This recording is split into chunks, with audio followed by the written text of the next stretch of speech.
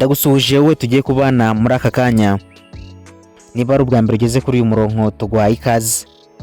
Uze gukanda subscribe, ufungure inzogera kugira ngo utajya ucikwa n'ibyiza tubagezaho umunsi ku wundi.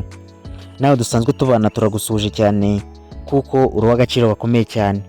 Nk'ibisanzwe rero uyu ni wa mwanya wacu mwiza wari kukugezaho ubusobanuro bw'amazina. Aka kanya rero tugiye kurebera hamwe ubusobanuro bw'izina Evariste cyangwa se Evergiste.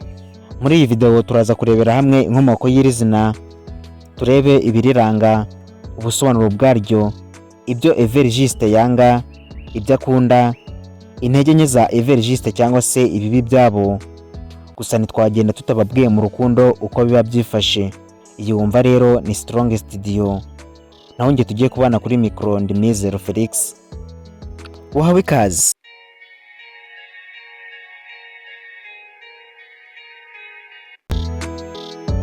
Izina Evergiste rifite inkomoko mu Kilatini no mu Gifaransa cya kera.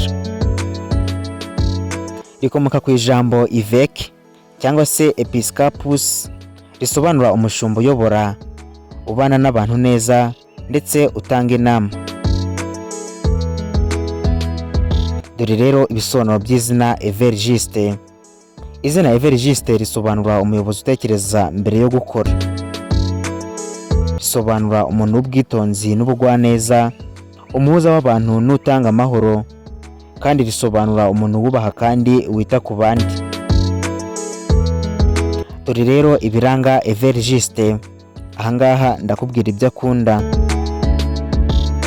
Evergiste akunda amahoro n'umutuzo, akunda umubano mwiza hagati y'abantu, ibiganiro bifite ireme, kuba hafi y'umuryango n'inshuti ze. Akunda kandi imirimo isaba gutekereza, gusesengura no guhuza abantu, kandi akunda ubutumwa bufite intego n'icyerekezo. Ngo nubwo rero Evergiste ari ibyo akunda, ahangaha rero ndakubwira ibyo yanga. Ngo yanga amagambo menshi adafite umumaro, yanga gukandamizwa cyangwa guhatirwa ibyo adashaka, yanga uburangare no gukora ibintu bidateguwe, yanga amakimbirane adafite impamvu, yanga kandi kubeshywa cyangwa gucibwa inyuma. Dore rero intege nke za Evergiste cyangwa se ibibi byabo. Mu buzima busanzwe rero Evergiste akunze kugaragaza intege nke binyuze mu bwitonzi kugeza ubwo afata igihe kirekire afata icyemezo. Ikindi rero ngo yikanga amakimbirane bikamutera guceceka nubwo haba hari ikibazo kidakomeye. Ngo kumva rero ababazwa cyane ni amagambo mabi cyangwa amagambo amutera agahinda. Akunze kandi kugaragaza kwigunga igihe ibintu yumva bitagenze neza. Akunze kandi kwikorera byinshi wenyine kuko adakunda gutakaza icyizere mu bandi.